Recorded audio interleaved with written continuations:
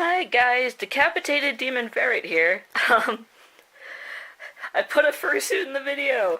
Do I win? Um, Sorry this is kind of weird and there's a decapitated head. um, I'm getting ready for Ace, this weekend, and while I was recording this video, my camera died in the middle of it, and with what I was doing, I had to wait a couple days before I could start recording again. I have a bit of a co-host in this video. S'mores, my snake, is joining me for this video. And it will be clear as to why with the subject, which is in the title, so whatever. But yeah, I'm doing this with S'mores because S'mores needs more habituation training, and she's done really, really well so far. When I first got her, she was a very aggressive snake, and that's partially because she's female and she was pregnant, or gravid in reptile speak. So she was with eggs when I got her, and that can lead to a snake being very aggressive, because they're heavy, they're slow, and a lot of the times they don't know why. A lot of snakes don't have maternal instincts, so they're not sitting there going, oh, I need to protect my eggs. They're sitting there going, why am I so fat and slow? This is weird. Oh God, why are you touching me? This is weirder. And it just ends up horrible. So now that she's laid her eggs, her behavior changed a lot. A lot of the work that we had done is gone now. And with any big change with an animal, that happens. So for months, I've been letting her rehabituate, getting back on track, and getting back into a normal rhythm. And now that we've been doing that for half a year, I think that we're at a point where we can start habituating again. And that means getting her to be used to being around me, getting her to be used to being held. And that starts with just having her being used to me being in the same room with her not being in her tank. So that's what this video is, me talking with her in the same room outside of her tank. So this is a warning for anyone who's afraid of snakes. There's a snake.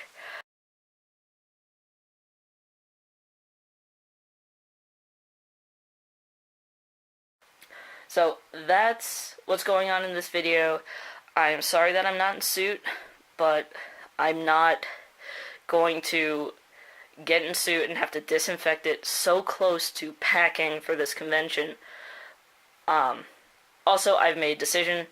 I will not, for the exact same reason, I'm not going to have a video for while I'm at Ace.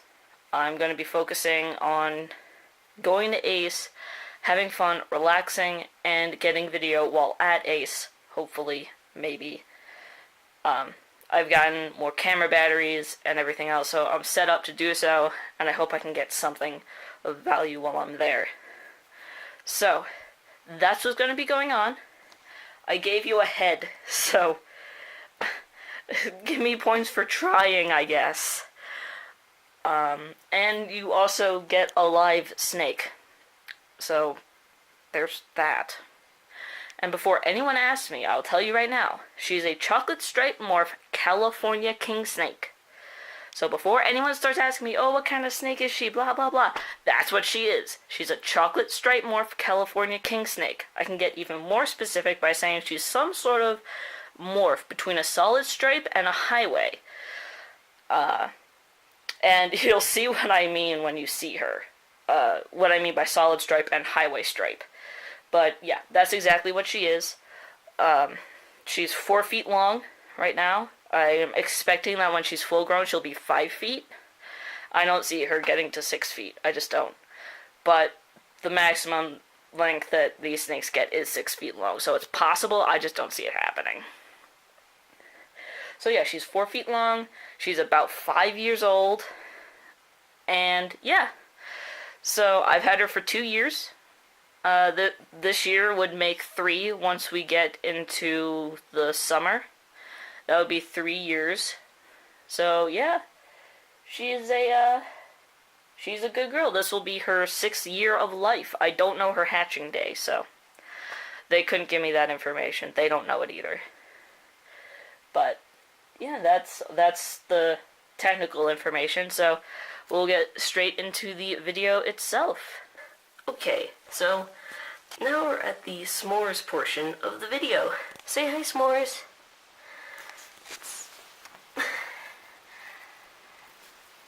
Hello. Hello. Hello.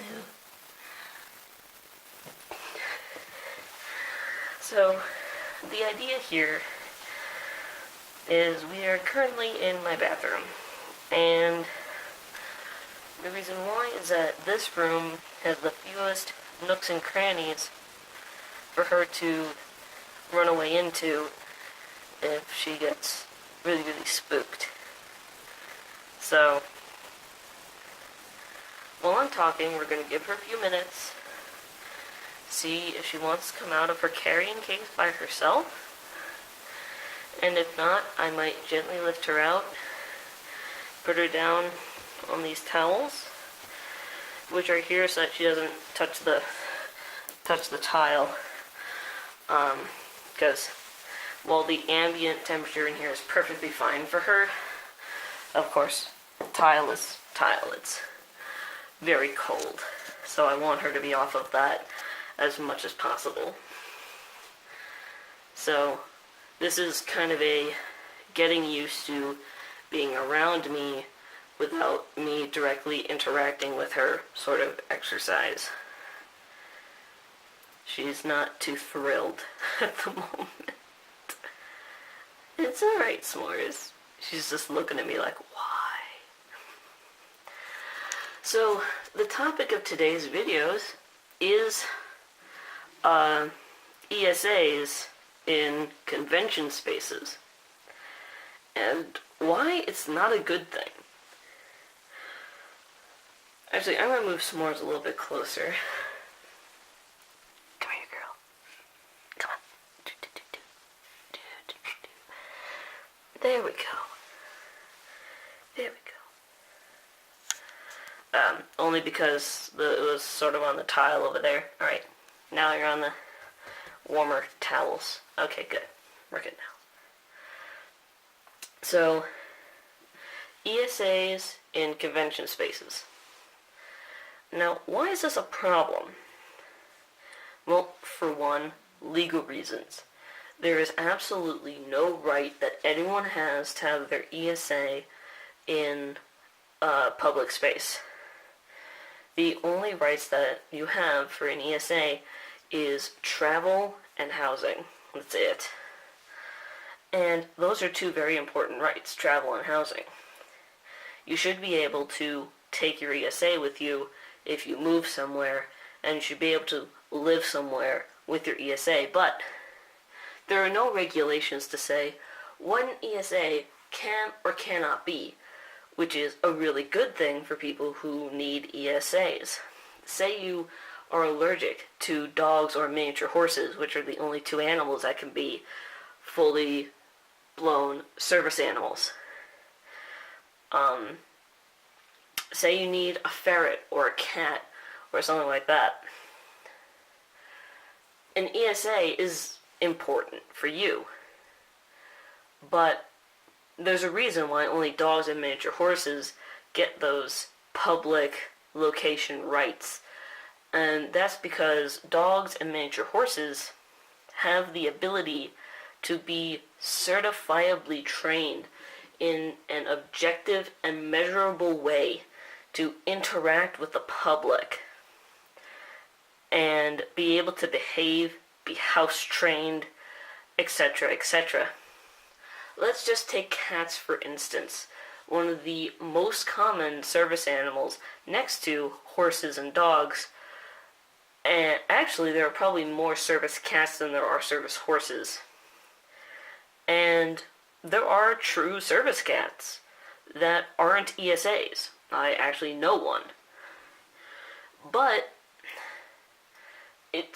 they still cannot qualify for rights in public spaces simply because most cats are not house trained.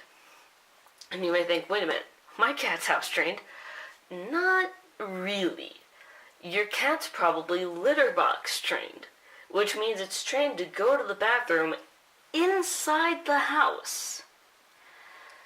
We litter train our cats. We don't house train our cats.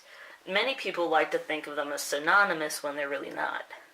Litter training is the best way to make a cat feel comfortable in its environment. It's a very good thing to do for cats, but it's not house training. House training is teaching an animal to go outside and go to the bathroom, to not go to the bathroom inside the house. That's why we don't house train our kids. We potty train our kids. If we house trained our children, we'd be teaching them that they have to go outside. We have these terminologies for a reason. Are you smelling your carrying case? Yeah, I cleaned it. I cleaned it recently, and now you have that duct tape cap covering up that crack. Yeah, I know, it smells different now, doesn't it? You can kind of tell she's in a more relaxed state now. She's moving about a bit, she's smelling a lot. Her curiosity is kicking in over her fear, which is a very good sign. That's what we want to see. So, like I said, I made a lot of progress with S'mores. When I first had her, she was very striky, very aggressive. She would slam herself into the side of her tank just to scare me. And I don't mean like face slam, I mean would take the side of her body and just slam it against the side of the tank. It was really insane. But she's a king snake. You have to expect that kind of behavior. And with a cat, if you were to take a service cat onto a public place, there's no guarantee that even if you have the most well-behaved cat, there's no guarantee that it's not going to scratch somebody. Even by accident. And there are a lot of people out there who are susceptible to cat scratch. And for those who don't know what cat scratch is a bacteria that exists on the claws of almost every single cat in existence. I'm pretty sure it even exists on big cats, not just house cats. And those who are susceptible to cat scratch get infections from this bacteria. Those who are not susceptible to cat scratch, i.e. people like me, yes, the bacteria enters the body, but my immune system fights it off very quickly. I don't get sick.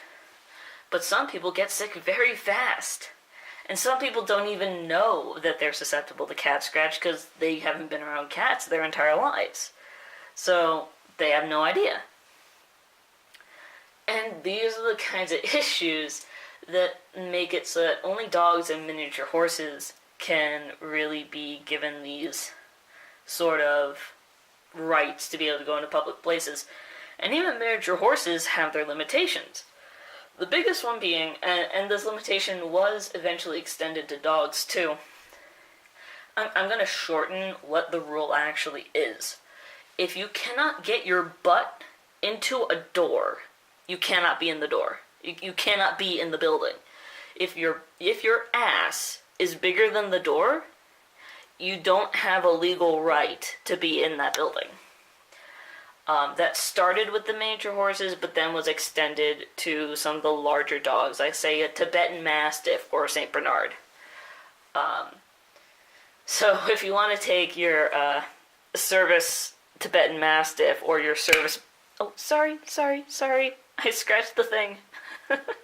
If you want to take your service Tibetan Mastiff or Saint Bernard into an artisan shop that has a door like this, and his butt is wider than the door, you don't actually have a right to go into that shop. You can't demand the shop make a bigger door to fit your fat-assed animal. It does not work that way. So those laws were put in place due to the horses, because that became a problem. My horse's ass does not fit in this door, what do I do? And the government was just like, do you expect everyone to change the doors of their buildings because your horse has a fat ass? That's ridiculous, which it is. So let's take a realistic example. Let's take s'mores here. Let's say I demanded a convention allow me to take s'mores with me somewhere. She's relatively well behaved. Yes, she musks people, and, well, she musks me. Let's be honest here.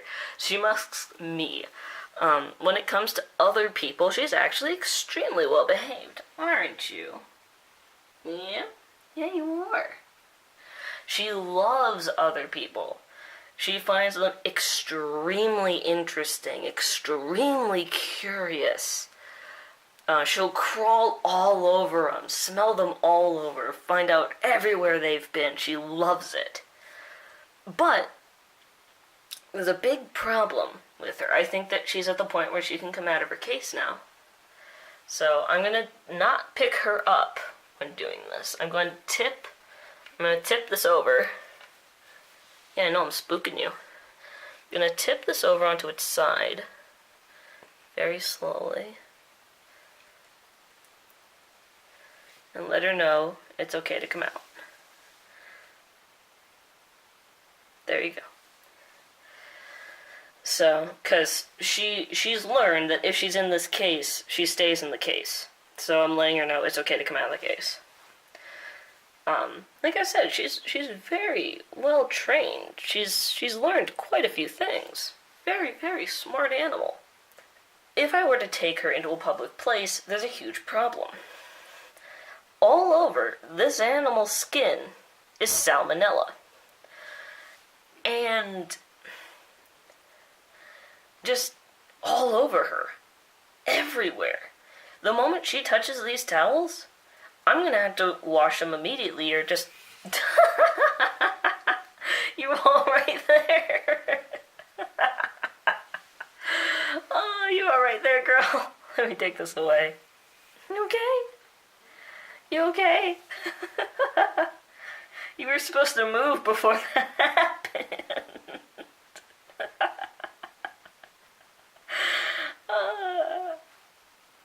You don't seem bothered by it. Your tail's not moving. And as far as the moving comment, I'll show you what I mean. Yeah. That.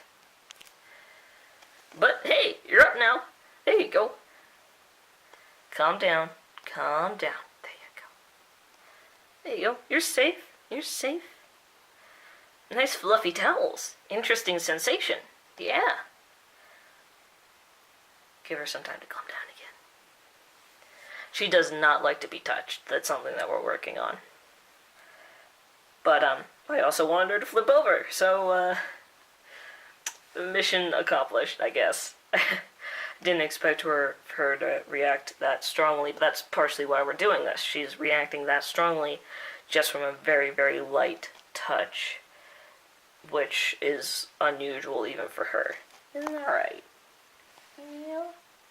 Well, she doesn't seem to be bothered by cameras, which is kind of funny. Doesn't care if I stick a camera in her face.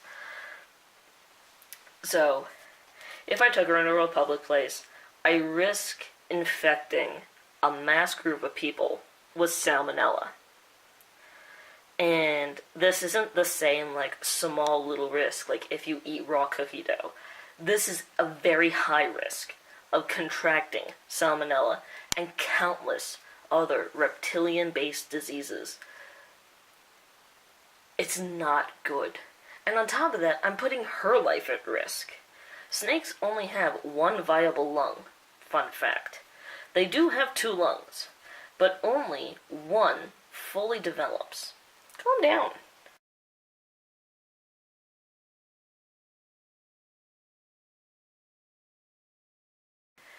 Yeah, I'm putting her life at risk too because she only has one good lung. And that one good lung, if it gets infected, she could die very quickly. almost too quickly to get medical attention. If you go too far over there, I'm gonna have to get you. Where are you going? Where do you think you're going? Come on back over here.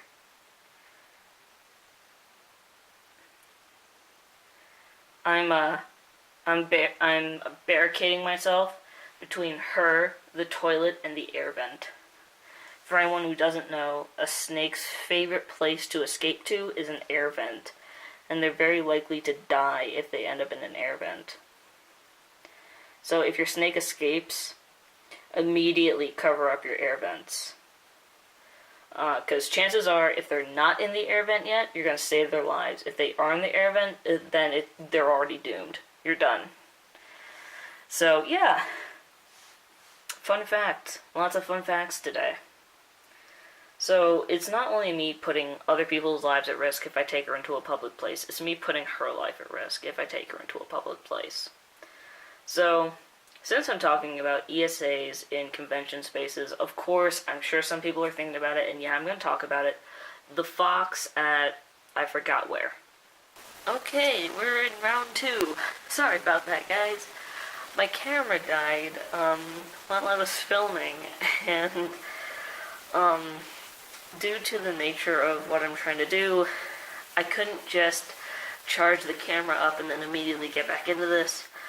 So it's now a couple days later, and like I've said in the intro to this video, I'm sorry this video has come out late, but this is the reason why. I can't put too much stress on her, otherwise she'll just drop dead. Pretty much. Too much stress can kill a reptile. But things are a little bit different this round. I brought her hook. This time, just in case she ends up over here, I won't be looming over her to go and get her. I can just reach on over here and scoop her back. And yes, she is hook trained. She's very good with the hook. So, we're back in the bucket. Yeah, you can come out, it's okay. The lid's not on the thing. You know that. The lid's not on the thing. You can come out when the lid's not on the thing. We've been over this before. Come on out. Yeah, come on. Come on. She always associates that she has to stay in the container. Which is fine, that's great. But she only has to stay in the container when the lid's on the container. She's not required to stay in there when the lid's not on. That's the point of the lid. Oh, you silly snake. So, where I left off when the camera cut out was I was going to talk about the fox at the convention that I put the subtitle on for you to know what convention that was. Oh, this problem. Now, there are a lot of people who try to defend this by saying the fox was a service animal. And not an ESA, but a bona fide service animal. Yeah, come on out. It's okay. Yeah, come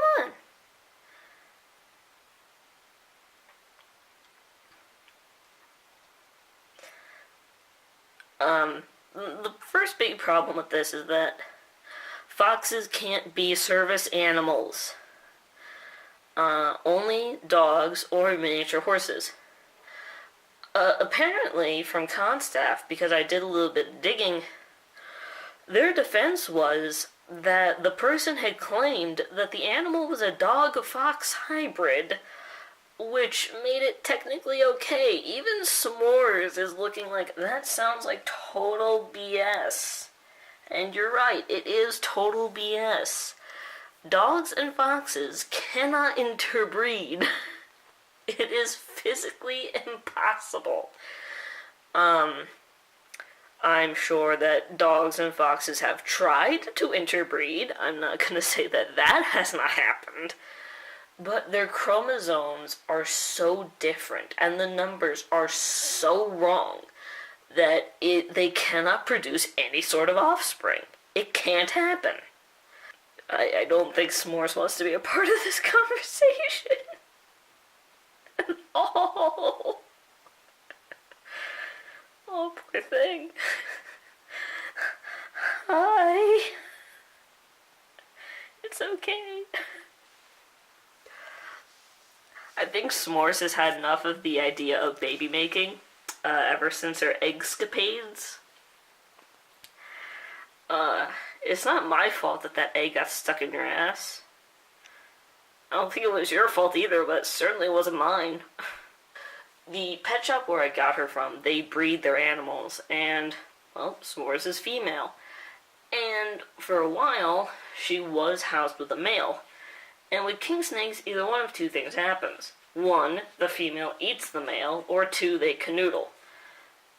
She was okay with doing the second one instead of eating him.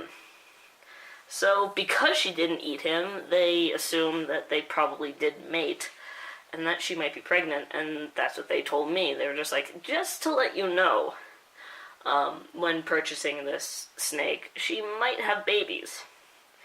And I was just like, will you take the babies if she has them? It's like, absolutely, we will take the babies. I was like, okay, then we're good, because I don't know how to incubate eggs. And that's what happened. She laid eggs, they took them, and yeah, that was the end of it. She did not know how to lay eggs. I think it was her first and probably last clutch ever. She was not too thrilled about the idea. I was not at all bothered by the fact that I took them away from her. Did not care. Just like, just get them out of here. I don't want them. Anyway, so the fox problem. Foxes can't be service animals. That's number one. That's the big problem. Two, the fox is part dog excuse doesn't work. There aren't any specific regulations, even if there was possible. There aren't any specific regulations that say that a hybrid dog with another species would still count as a service animal. Now, a wolf dog is a little bit different because wolves and dogs are the same species. And before you want to get into the argument of dogs aren't actually descendant from gray wolves, blah, blah, blah, it doesn't matter. That actually does not matter. I think you're ready to come out. I just don't think you're quite knowledgeable about how to do that. So we're going to do this again, and don't fall out this time. Don't be dumb. Okay? Don't be dumb. If you fall again, I'm going to laugh again.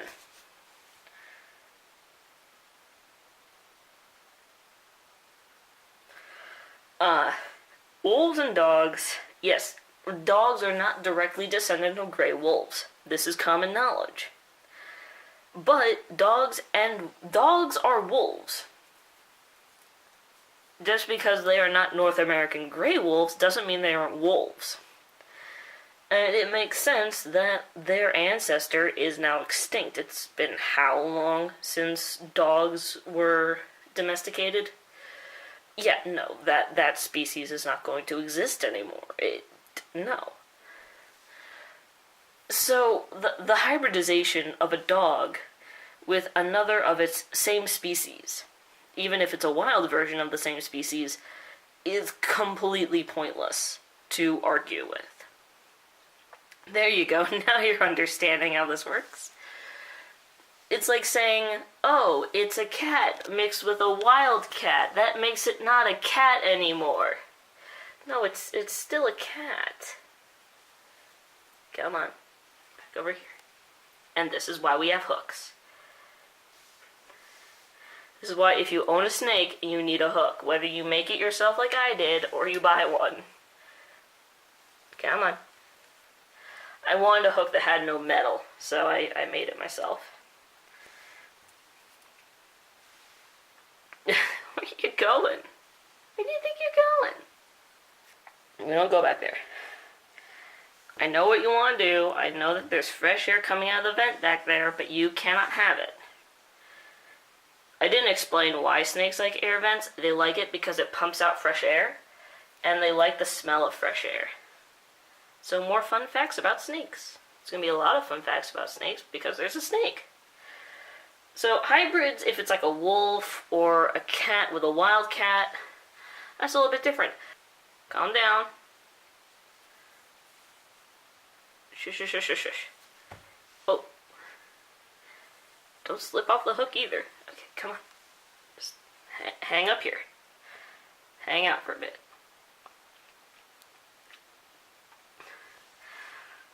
Air snake.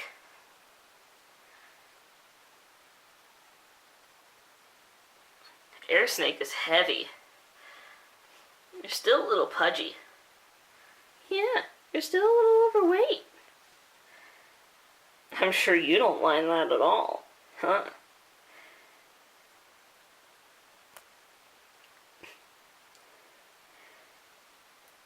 Now, a fox, and here's the big thing about that fox. That was a tame fox.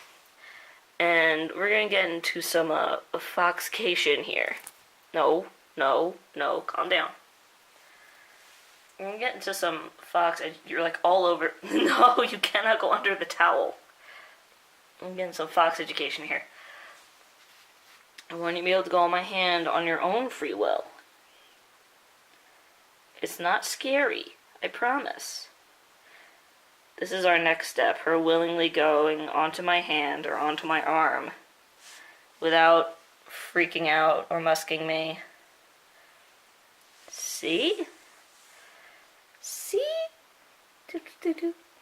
Not so bad, huh? It's not so mean. And you did that all on your own. Yeah. See, he's still a little bit anxious. But that fox was a tame fox. A tame North American bred fox. How do we all know this? Because every single domestic fox owner in America is documented, and that guy was not one of them. So, getting a domestic Siberian fox is extremely hard to do. There are only about like 5 to 7 owners of domestic foxes in the US. And that's mostly because Russia is extremely iffy about letting their foxes, letting their domestic foxes be adopted out at all, let alone to Americans. No, come on. Alright, yeah. I didn't even grab you, I just picked you up. Yeah. You never snatch a snake unless it's for their own good. You always try to move very slowly. You never try to constrict them. Like, you can tell that I have a grip, so if she starts to do something dangerous, I can clamp down if I have to. But she can freely move in my hand. There's nothing going on. This is just a way for her to get used to my touch. And also because she is a little bit of a wild card. If I could just hold her with an open hand, I would, but I can't because I don't know if she's just going to zoom out of here. But domestic foxes are very much protected by the Russian government. And the fur farm from which the whole project was started. And I'm not going to go into the whole project, its history, how it began, and all that fun stuff. But the basic idea was that a fur farm thought that their foxes were too mean, essentially. But if you were being raised solely so that you could die, you'd be pretty mean to your people too. Yeah, they do. She does not care about the camera. It's so funny. You'd think a big giant thing with her own reflection in it would make a king snake really pissed, but it doesn't. And so the farm brought in a bunch of scientists who knew some stuff about genetics and domestication, and they're just like, make our foxes nicer so that we can kill them easier. That's literally why that whole thing started. And then suddenly their nicer foxes started developing spots, floppy ears, and other weird traits that the fur farm saw as completely undesirable for their fur and their coats. And I don't mean the fox's coats, I mean their, coats for people. And that's how that whole project started. But they are still property of the farm, even though they're part of the domestication experiment. But getting a truly domestic fox, which is a genetic thing, not a behavioral thing, we need to remember that. Domestication is genetic, not behavioral. This snake, even though she's been captive bred for generations, that's the only way you get a pattern like this, is to captive breed for generations. This is still a wild animal. Because there, as far as we know, there is no domestication gene in reptiles. It doesn't exist. So she's tame, but she's not domesticated. And there are only two kinds of animals, wild and domestic. At least as far as genetics go. So this is in all technicality a wild animal. Now, would she survive in the wild? Hell no! If I make prey even look like it's moving, she runs away. She's terrified of it. If I tried to feed her live, I think I'd kill her just out of pure heart attack. She would just be like, oh god, it's moving, oh! She eats out of a bowl like a dog. It's so weird. Yeah, I brought that up. Isn't that embarrassing? Big ferocious noodle eats food like a dog. But that's just how she is. Every animal has its own personality and its own quirks, and captive bred animals can end up with weird quirks like that because they're tame. So a tame fox is perfectly fine as a pet. There's nothing wrong with that. As long as its needs are being met, I don't really care. But the problem is that it's not domestic. And because it's not domestic, there are certain traits that will always be inherent. For one, foxes are very nervous animals. And that will never change. Foxes don't like crowds. They're very solitary. They're not sociable. And that fox at that convention, from many eyewitnesses and many photographs, was not happy at all. It wanted out so fast. Alright, you need air snake again. You need to calm down. But it did not want to be there. Very clearly. And when you put your ESA, which is what that fox was, I don't give a crap if they want to think that it's a service animal. I don't care if it's performing services that mitigate a disability. If it was able to be trained to do something like that, that's great. That's awesome for that owner. But that does not mean that that fox is a true service animal, because it would not be able to pass a good canine citizen test. It would not be able to fit the requirements necessary to be considered a fully... No.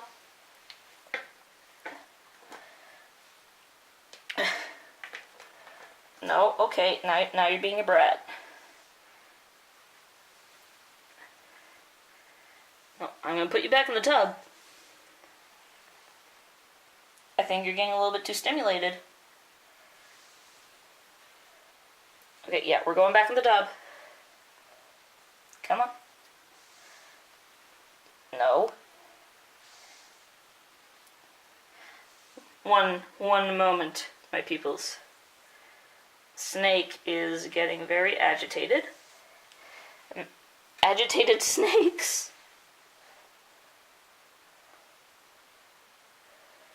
Agitated snakes go in tubs, where they can cool off. Yeah, I can smell those musk glands. I know.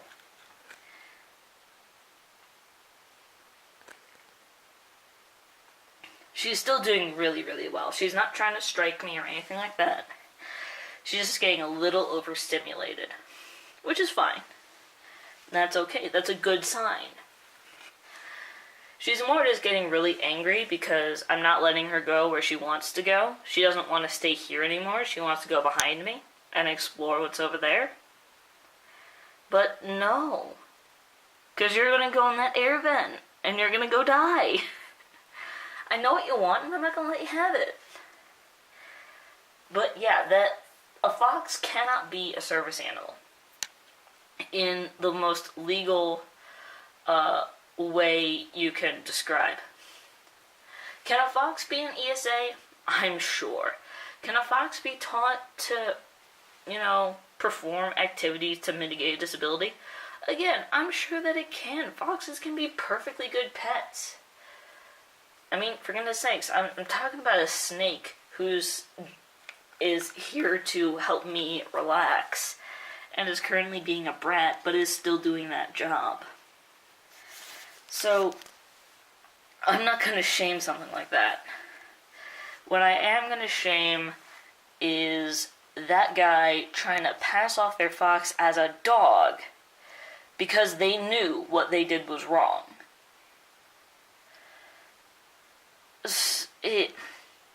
And also, just a small note to anyone who's in a convention or running a convention, there are laws for you to protect yourself. If an animal is causing a disturbance, is obviously in distress, or is obviously not what the person said it is, you're allowed to kick them out. It's okay.